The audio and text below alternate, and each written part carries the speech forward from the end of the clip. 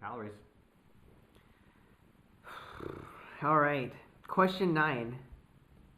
Is diet soda really that bad for me? Now I'm going to be honest. I'm not a beverage soda drinker, but if I'm going for something, it's Diet Coke. Why? Why is it? Well, that's because we put rum in it. Well, my answer is that Diet Coke is only bad if there's no alcohol in it. Okay. I'm kidding. Actually, it's actually worse than that. Just all jokes aside. I've heard there's so many things out there, and maybe you could put it into perspective. Yeah. Well, let me first address the joke on the alcohol. There was a study done by Texas University that showed that people who consumed alcoholic beverages with diet sodas actually became intoxicated 35% faster. Really? Because the way that Did you hear that? Yeah, because the way... Yeah, I know, if you want to get a quick one. A little Coke Zero and some Captain.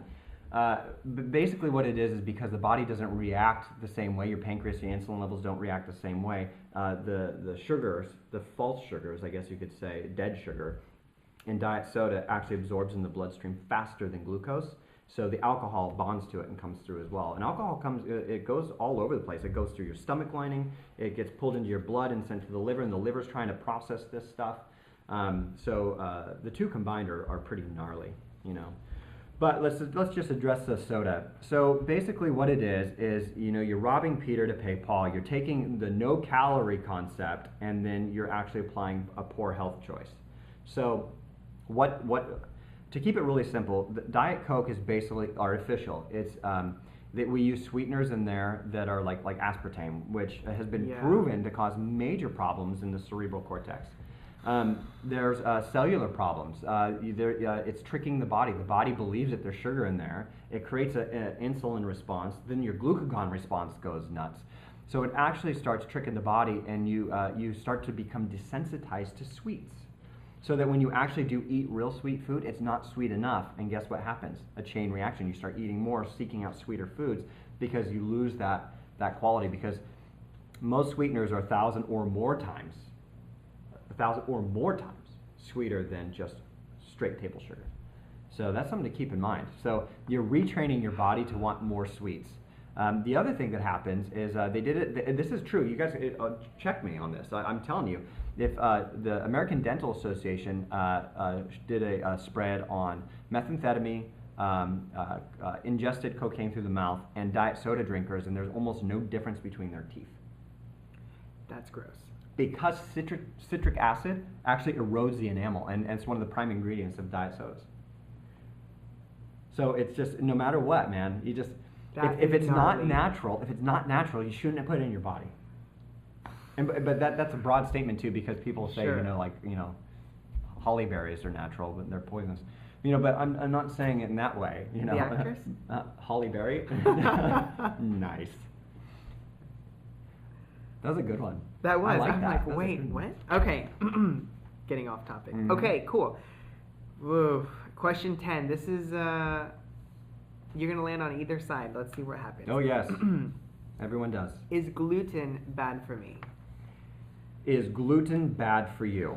Okay, so this is where I have to put on my little gloves. They're all nice and soft, my little kit gloves, because people get really sensitive about things that are fads that they're suddenly part of now. Sure. I believe that nobody would even know what gluten was if it weren't for Elizabeth Hasselbeck. Is that how you say her name? Sure. Hasselbeck? Sure. Nobody would even know what that was, because she glamorized it. What she did do, though, she brought some attention to a very serious disease. And there's two diseases that have a massive reaction to gluten, and that's celiac and Crohn's disease. These are very serious diseases. But let me say, before you say, oh, I have celiac, less than 1% of the 350 million Americans have celiac. It's not a common disease. You might have some form of gluten sensitivity, but let's break this down first before I go down that road. Let's talk about, well, what is gluten? Gluten is two protein compounds that are found in the endosperm of a wheat product, right? It is, for somebody who has celiac disease, it promotes a really violent inflammation and immune response. The microvilla, the little the little fingers that grab nutrients as they're going Yeah. through the small intestine, don't like Gluten. gluten. I almost said glucagon. I don't know why. But they don't like gluten at all. And it actually, over a period of time, it smooths the lining down, and you're no longer able to digest. It can kill you if you have celiac. It's really a critical condition for somebody with celiac disease. Typically, they don't continue eating it because the way their body reacts is pretty violent. Sure. If you have a gluten sensitivity, there's probably a pre-existing allergy condition that's in there. You have to remember that Americans eat processed food a lot. Yes. There's a lot of other garbage that you're putting in your body. You have to go through a process of elimination before you can just go, it's gluten. Because more people than not are just totally fine with gluten.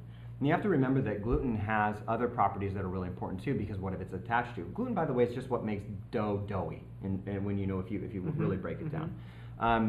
So there are a lot of other really, really fantastic benefits for products that contain gluten. There's a tremendous amount of vitamins. There's a remarkable amount of minerals that are found in wheat-based products. I mean, if you want to go gluten-free, go quinoa, but and there are others too.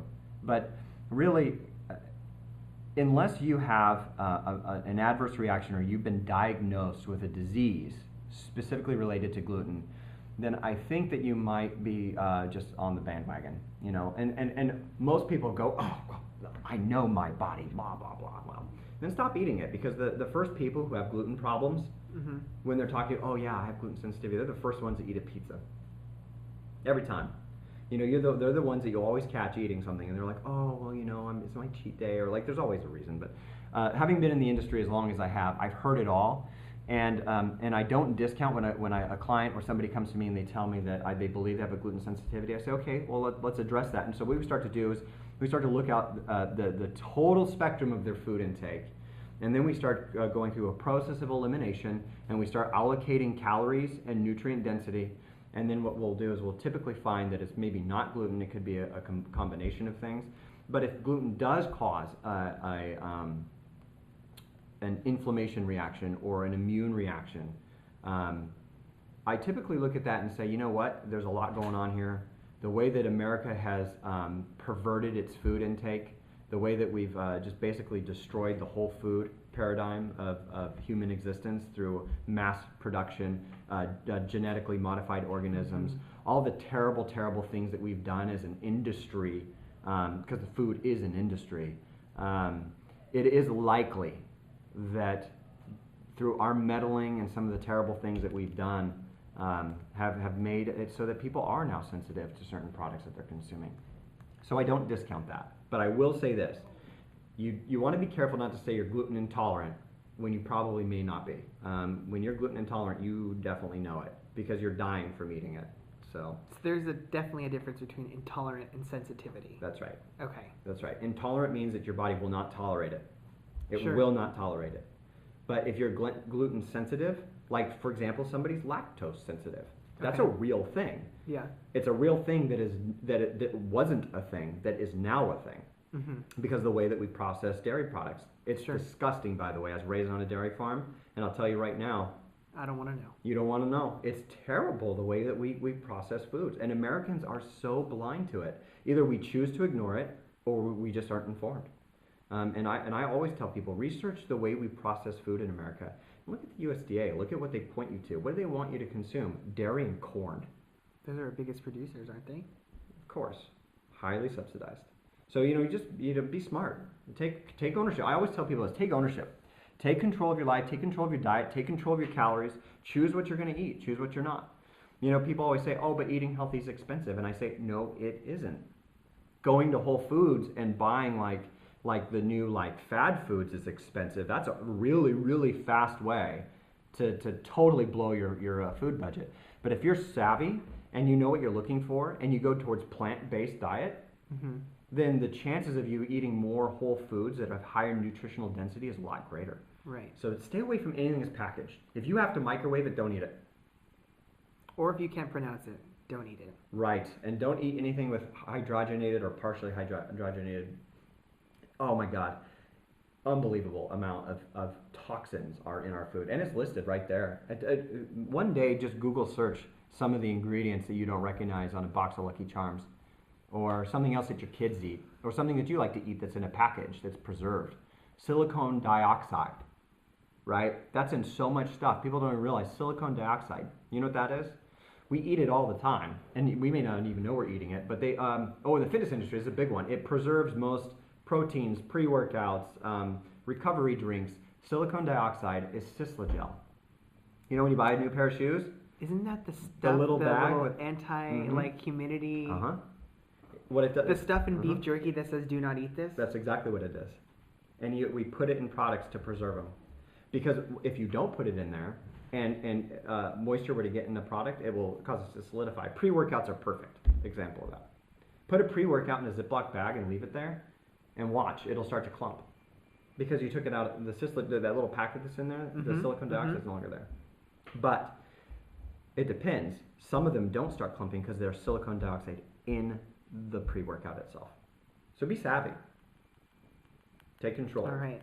So if someone thought that they had an intolerance, where could they go to? Do you see a dietitian? Do you see a doctor? Surely there's some sort of test that you could do. Sure, absolutely. There are tests that you can do. They can do several different kinds of tests. It's a battery that can tell you whether or not you have a disease or whether or not you have a sensitivity to anything, to any allergy. Sure. Typically, I find that physician's assistants are typically a little bit better than going to an actual MD. They tend to know a little bit more and they specialize. But I always say the doctor's the first course, or a physician's assistant. They typically specialize, as I mentioned, and they'll prescribe a dietitian, and then from there, there's a big difference between a dietitian and a nutritionist too. You want to go with a dietitian if you have an actual condition. Good to know. Good to know. All right, and those are the 10 questions that you guys submitted. Frequently asked questions. Michael, thank you for your time. You're welcome. Hope you guys took something away from it. Basically, at the end of the day, eat more. Don't be afraid of those whole fats. Drink your water. Don't buy into those diet pills. Yeah. Vitamins, yay or nay? It's right in the air. Yeah. And Diet Coke. If you got it, dump it. Leave it. You don't need it. You don't need it. Hopefully we could do this again. If you guys have any questions or maybe you want to know more, let's pick Michael's brains. Sure. Email us, info@eliteathleticsca.com. We'd be happy to do another one of these. Yeah, we're going to be doing more and more of this kind of stuff. Ozzy's got some videos planned that we're going to be doing for group exercise and fitness. And we're going to continuously try and get you guys as much content as we can that's relevant. All right. And that's all from us. Cool. Have a good day. Thanks, Ozzy. Thank you. Cool. I think that went really good.